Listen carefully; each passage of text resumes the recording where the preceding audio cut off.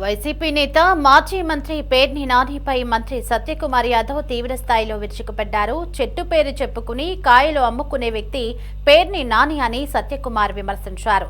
తాను పార్టీలు మారే అవకాశవాదిని కాదని, నాని అవకాశం కోసం పార్టీలు మారుతారని మంత్రి అన్నారు. తన రక్తంలోనే కాషాయం ఉందని సత్యకుమార్ యాదవ్ స్పష్టం చేశారు. ఒక మంత్రిగా ప్రభుత్వంపై విమర్శలు చేస్తే ఊరుకోనన్నారు.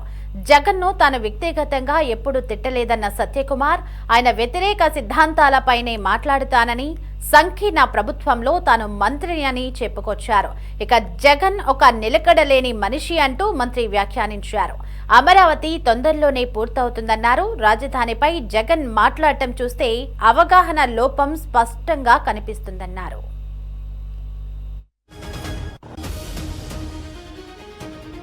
వారు మాజీ మంత్రి పేర్ని కృష్ణమూర్తి గారి అబ్బాయి.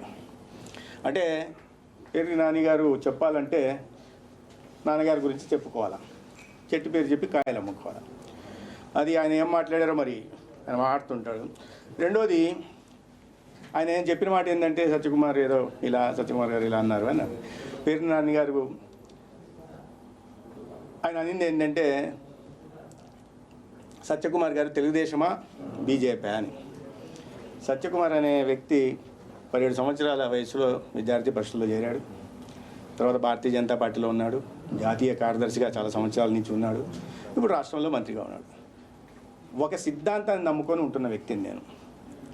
జీవితం పూర్తిగా ఏదున్నా బీజేపీలో ఉంటుంది, దాంట్లోనే ఉంటాం. అంతేగాని పార్టీలు మారే అవకాశవాదిని కాదు. ఇప్పుడు పేర్ని నాన్నగారు ఆయన పార్టీలు మారుతూ వచ్చారు. ఇక్కడ ఓడిపోతామంటే ఇంకో పార్టీకి వెళ్ళిపోవడం, లేదా తండ్రి పేరు చెప్పుకొని కాయలు అమ్ముకోవడం, అటువంటి సంస్కృతి నాది కాదు. నేను ఒక లారీ, ఆయన ఏంది మాజీ మంత్రి గారి కొడుకుగా చెప్పుకోవాలా, నేను ఒక లారీ డ్రైవర్ కొడుకుగా చెప్పుకోగలను. పార్టీ అంటే ఎస్ బీజేపీ అంటే బీజేపీలోనే ఉన్నారు. ఆయన ఇప్పుడు ముఖ్యమంత్రి గారిని పొగిడారు అంటే ముఖ్యమంత్రి గారిని నేను ముఖ్యమంత్రి గారి మంత్రివర్గంలో మంత్రిని, సంకీర్ణ ప్రభుత్వంలో మంత్రిని.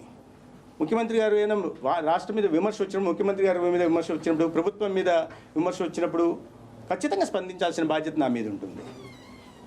అంతేగాని ముఖ్యమంత్రి గారిని పొగిడారు అంటే ముఖ్యమంత్రి గారిని మరి ఆ మంత్రివర్గంలో మంత్రిగా ఉంటున్న నేను ముఖ్యమంత్రి గారిని పొగడకూడదా? ఇదేంటో నాకు అర్థం కావట్లే. రెండో విషయం, ఆయన జగన్మోహన్ రెడ్డి గారిని ముఖ్యమంత్రి గారు చంద్రబాబు నాయుడు గారు ఉసుకో అంటే జగన్మోహన్ రెడ్డి గారిని తిట్టడానికి. నేను జగన్మోహన్ రెడ్డి గారిని ఎప్పుడూ తిట్టలా. వారు చేస్తున్న విమర్శలు ఏంటంటే తిప్పి కొట్టే ప్రయత్నం చేస్తాం, సంస్కారవంతమైన భాషలో మాట్లాడతాం. నేను ఏకవచనంతో మాట్లాడడం కానీ, లేకపోతే తిట్ల పురాణం తీసుకోవడం కానీ, తిట్లకి విమర్శకు ప్రతి విమర్శ చేయడానికి చాలా తేడా ఉంది. తిట్టడానికి వెళ్తారు. ఇప్పుడు పేర్ని నాని గారికి ఏం మాట్లాడాలా? ఆయన ఇప్పుడు బీజేపీలో ఉన్నారా, టీడీపీలో ఉన్నారా? మీరు రాసుకోండి. పేర్ని నాని గారు ఇంకా ఎవరైనా ఇటువంటి విమర్శలు చేసేవాళ్ళు ఈ రక్తంలోనే కాషాయం ఉంటుంది కాబట్టి వాళ్ళ గురించి నేను సమాధానం చెప్పాల్సిన అవసరం లేదు ఆ విషయంలో. రెండో విషయం, ఏమన్నా మీరు మాట్లాడాలంటే విషయం మీద మాట్లాడండి. మీరు అడిగారు మంత్రిత్వ శాఖలో జరుగుతున్నవి ఏదైనా ఉంటే వాటి గురించి అడిగారు, సమాధానం చెప్పాను. అదే ప్రభుత్వంలో ఏదైనా జరుగుతున్న వాటి మీద చెప్పండి, మాట్లాడండి. అంతేగాని చంద్రబాబు నాయుడు గారిని పొగిడారు, ఆయనతో స్టేజ్ పంచుకున్నాడు, ఆయన క్యాబినెట్లో ఈయన ఉన్నారు అంటే అదే అవుతుంది. సంకీర్ణ ప్రభుత్వంలో మంత్రిగా ఉంటూ ప్రభుత్వాది నేత తీసుకుంటున్న మంచి నిర్ణయాల్ని మాట్లాడకూడదా? 2019 ఎన్నికల సందర్భంగా నేనే అసలైన అమరావతికి చిత్తశుద్ధితో అమరావతిని అభివృద్ధి చేసే పార్టీ నాయకుడిని, నా పార్టీనే చేయగలదు అని ఎన్నికల్లో పోయారు. అమరావతి ఇక్కడే నిర్మిస్తామని అయిపోయింది. ఎన్నికలు అయిన తర్వాత మళ్ళీ 3 రాజధానులు అన్నారు. ఇవన్నీ ఆయన మాట్లాడినవే. 3 రాజధానుల పేరుతో అదొక ప్రాంతాల మధ్య, ప్రజల మధ్య వైషమ్యాలు పెంచే ప్రయత్నం చేశారు. ప్రధానంగా ఏ ప్రాంతాన్ని కూడా అభివృద్ధి చేయలేదు. అమరావతిని శ్మశానం అన్నారు. ఉత్తరాంధ్ర ప్రాంతంలో ఒక పరిశ్రమ కానీ పెట్టుబడి తీసుకొచ్చే ప్రయత్నం చేయాల. అక్కడ తన ఉండడానికి విలాసవంతమైన నివాసాన్ని ఏర్పరచుకున్నాడు ప్రజాధనంతో. రాయలసీమ ప్రాంతానికి ఏమన్నా చేశాయంటే ఒక నీటి ప్రాజెక్టు పూర్తి చేసిన పాపాన పోలేదు, రైతాంగానికి ఆదుకునే పాపాన పోలేదు, పోనీ డ్యాములు కొట్టకపోతూ ఉంటే కూడా పట్టించుకునే పాపాన పోలేదు. మధ్య ప్రాంతంలో ఈ పోలవరాన్ని కేంద్రం నిధులు ఇస్తున్నా కూడా దాన్ని ముందుకు సాగనీయకుండా డ్యాఫ్రమ్ వాళ్ళు కొట్టకపోతే కూడా దాన్ని కూడా పట్టించుకున్న పాపాన పోలేదు. పోనీ రాయలసీమ ప్రాంతానికి ఏమైనా ఈ ప్రాంతం అయినా కదా ఇక్కడ ఏమైనా చేశాడా అని చెప్తే ఒక పరిశ్రమ రాలేదు, పెట్టుబడి రాలేదు, స్టీల్ ప్లాంట్ రానేలేదు. ఇది పరిస్థితి అయితే తర్వాత హైకోర్టు గురించి మాట్లాడిన వాళ్ళు ప్రతిపాదన కూడా పంపలేదు. ఇక్కడ హైకోర్టు సీజేకి పంపాలి, ప్రతిపాదన పోలేదు. అక్కడ సుప్రీంకోర్టుకు పోవాలి, కొలీజియం పోవాలా, కేంద్ర ప్రభుత్వానికి కూడా విషయం పోవాలా. మేము మార్చాలనుకుంటున్నామని 5 సంవత్సరాల పాటు ప్రతిపాదన కూడా చేయలేదు. దాన్ని మేము ప్రశ్నిస్తున్నాం. మీరు 3 రాజధానుల పేరుతో ఆ రకంగా మోసం చేశారు, అయిపోయింది. ఇప్పుడు వచ్చిన తర్వాత ఆయన ఏ మనసులో పెట్టుకొని మాట్లాడారో కానీ మావిగన్ ఏదో కొత్త మాట మాట్లాడారు, మావిగన్ అని. అది మాట్లాడు సరే, దానికైనా కట్టుబడి ఉన్నారా? చాలా ఆర్భాటంగా ప్రెస్ కాన్ఫరెన్స్ వచ్చే ఎన్నికల్లో మావిగను అమరావతి అన్నారు. ఓ పర్లేదు, మంచి నిర్ణయమే తీసుకున్నారు అనుకున్నాం. మరుసటి రోజు మళ్ళీ తూచి మాట మార్చేసి విజయవాడ సరిపోదా రాజధాని అన్నారు. అంటే ఒక నిలకడ లేని వ్యక్తి నిలకడ లేని మాటలు మాట్లాడుతుంటే ప్రజలు నవ్వుకుంటున్నారు, హాస్యాస్పదంగా ఉంటుంది. దీని ద్వారా బయట రాష్ట్రాలకు పోతే ఏంటి ఇటువంటి ఇది ఉందా మీ రాష్ట్రంలో, ఏంటి పిచ్చి ప్రలాపనలు అనే పరిస్థితి ఉంది. దేనికో దానికి కట్టుబడి ఉండాలా, అదన్నా చెప్పాలా. ఇదే ఒక రోజులోనే మాట మార్చడం, ఒక రోజులోనే నిర్ణయాన్ని మార్చుకోవడం, ఈ రకంగా స్థిరత్వం లేకపోవడం వల్ల ఆయన మానసిక సంతులనం మీద ప్రజలకి అనుమానాలు వచ్చే పరిస్థితులు ఉన్నాయి. అది ఆయన అదే మాట మీద ఉండి మామూలు మీద పోతే స్వాగతిస్తున్నాం. మీరు దాని మీద ఉంటారా? మాట మీద నిలబడండి. 4 సార్లు మాట మార్చారు, దీని మీద చివరి మాట నిలబడండి. ఇవాళ ఏం లేదు, అమరావతిలో పెద్ద ఎత్తున అభివృద్ధి కార్యక్రమాలు జరుగుతున్నాయి. రాబోయే 2 సంవత్సరాల్లో అమరావతిలో పెండింగ్ పనులన్నీ పూర్తవుతాయి. దానికి ఒక ఎకో సిస్టమ్ రావడానికి కొంచెం సమయం పట్టచ్చు, కానీ పెద్ద ఎత్తున పనులు జరుగుతున్నాయి. అటువైపు ఉత్తరాంధ్ర వైపు అభివృద్ధి వికేంద్ర పేరుతో చాలా పెద్ద ఎత్తున పెట్టుబడులు వస్తున్నాయి.